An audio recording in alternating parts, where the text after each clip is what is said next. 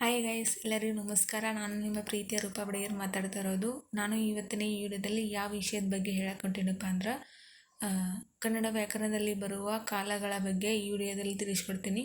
ವಿಡಿಯೋನ ಸ್ಟಾರ್ಟ್ ಮಾಡೋ ಮುನ್ನ ನಮ್ಮ ಚಾನಲ್ನ ಯಾರು ಸಬ್ಸ್ಕ್ರೈಬ್ ಮಾಡ್ಕೊಂಡಿಲ್ಲ ಅಂದ್ರೆ ಪ್ಲೀಸ್ ಸಬ್ಸ್ಕ್ರೈಬ್ ಮಾಡ್ಕೊಳ್ಳಿ ಅಂತ ಹೇಳ್ತಾ, ಹಾಗೆ ಈ ವಿಡಿಯೋ ಇಷ್ಟ ಆದರೆ ಲೈಕ್ ಕೊಡಿ ಹಾಗೆ ಶೇರ್ ಮಾಡಿ ಅಂತ ಹೇಳ್ತಾ ವಿಡಿಯೋನ ಸ್ಟಾರ್ಟ್ ಮಾಡೋ ಬನ್ನಿ. ನೋಡಿ ಸ್ನೇಹಿತರೆ, ಕನ್ನಡ ವ್ಯಾಕರಣದಲ್ಲಿ 3 ಕಾಲಗಳು. ಅವುಗಳೆಂದರೆ ಒಂದನೇದು ಭೂತಕಾಲ, ವರ್ತಮಾನ ಕಾಲ, ಎರಡನೇದು, ಮೂರನೇದು ಭವಿಷ್ಯತ್ ಕಾಲ. ಅವುಗಳ ಕಾಲಸೂಚಕ ಪ್ರತ್ಯಯ ನೋಡೋದಾದರೆ ಒಂದನೇದು ಭೂತಕಾಲದ ಕಾಲಸೂಚಕ ಪ್ರತ್ಯಯ ಬಂದುಬಿಟ್ಟು ದ. ಅದು ಉದಾಹರಣೆಗೆ ಏನು ನೋಡೋದಂದ್ರೆ, ಅವನು ಕೆಲಸವನ್ನು ಮಾಡಿದನು, ಮಾಡಿದಳು ಹಿಂಗೆ ಬರ್ತಿತ್ತಂದ್ರೆ ಅವಾಗ ನಾವು ಯಾವುದು ಕಾಲದ ಕರಿತು ಅಂದ್ರೆ ಭೂತಕಾಲ ಅಂತ ಕರಿತೀವಿ. ಆ ಕಾಲಸೂಚಕ ದ ತ ಪ್ರತ್ಯಯ ಬಂದಿತ್ತಂದ್ರೆ ಅದಕ್ಕೆ ಭೂತಕಾಲ ಅಂತ ಕರಿತೀವಿ.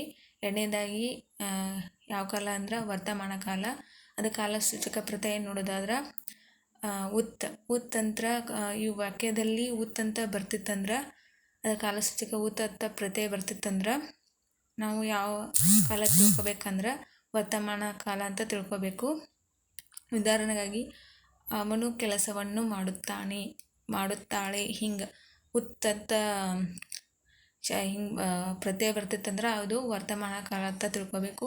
ಇನ್ನು ಮೂರನೇದು ಭವಿಷ್ಯತ್ ಕಾಲ ಹೆಂಗೆ ಕಂಡು ಹಿಡಿತೆ ಅಂದ್ರೆ ಅದು ಭವಿಷ್ಯತ್ ಕಾಲದಲ್ಲಿ ವ ಅಂತ ಕಾರ ಬರ್ತೈತಲ್ರಿ, ಪ್ರತ್ಯಯ ಬರ್ತೈತಂದ್ರೆ ಅದಕ್ಕೆ ನಾವು ಯಾವ ಕಾಲ ಅಂತ ಕರಿತೀವಿ ಅಂದ್ರೆ ಭವಿಷ್ಯತ್ ಕಾಲ ಅಂತ ಕರಿತೀವಿ. ಏನು ಕೆಲಸ ಮಾಡಿಲ್ಲ ಅಂದ್ರೆ ಮಾಡುವವರು, ಮಾಡುವವನು, ಮಾಡುವ ಪ್ರತ್ಯಯ ಬರ್ತೈತಂದ್ರೆ ಅದಕ್ಕೆ ನಾವು